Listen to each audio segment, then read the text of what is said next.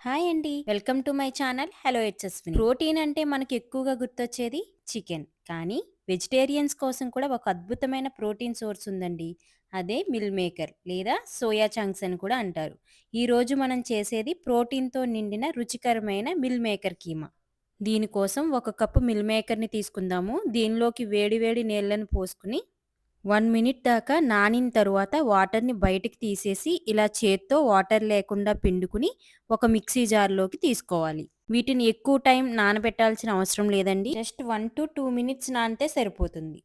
ఇప్పుడు దీన్ని just 5-10 seconds mixie పట్టుకుని తీసుకోవాలి. ఇలా కీమా అనేది వస్తుందండి.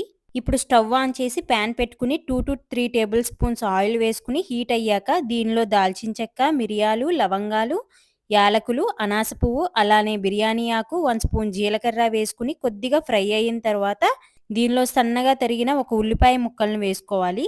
అలాగే 2 పచ్చిమిర్చిని కూడా వేసుకుని కొద్దిగా సాల్ట్‌ని కూడా యాడ్ చేసుకుని ఫ్రై చేసుకుందాం. ఇవి బాగా ఫ్రై అయిన తర్వాత సన్నగా తరిగిన 2 టమాటా ముక్కలను కూడా వేసుకుని కలుపుకుందాము. వీటిని మీడియం ఫ్లేమ్‌లో బాగా ఫ్రై చేసుకోవాలి. ఇప్పుడు 1 స్పూన్ అల్లం వెల్లుల్లి పేస్ట్ వేసుకుని పచ్చివాసన పోయేంత వరకు ఫ్రై చేసుకోవాలి. ఇలా 2 మినిట్స్ ఫ్రై చేసుకున్న తర్వాత దీనిలోనే 2 స్పూన్స్ కారం, రుచికి సరిపడా ఉప్పు, 1 స్పూన్ ధనియాల పొడి, హాఫ్ స్పూన్ జీలకర్ర పొడి, హాఫ్ స్పూన్ గరం మసాలా వేసుకుని ఇలా తిప్పుకుని 1 మినిట్ మీడియం ఫ్లేమ్ మీద ఫ్రై చేసుకోవాలి.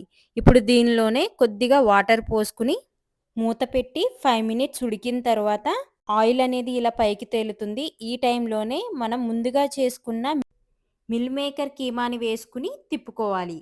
ఈ గ్రేవీ అంతా మిల్ మేకర్ కీమాకి పట్టేలాగా మీడియం ఫ్లేమ్ మీద నెమ్మదిగా తిప్పుకుంటూ ఉండాలి. ఇప్పుడు దీనిలోని అరకప్పు నుంచి ముప్పావు కప్పు వరకు వాటర్‌ని పోసుకుని నెమ్మదిగా తిప్పుకుని మూత పెట్టి 10-15 మినిట్స్ ఉడికించుకోవాలి.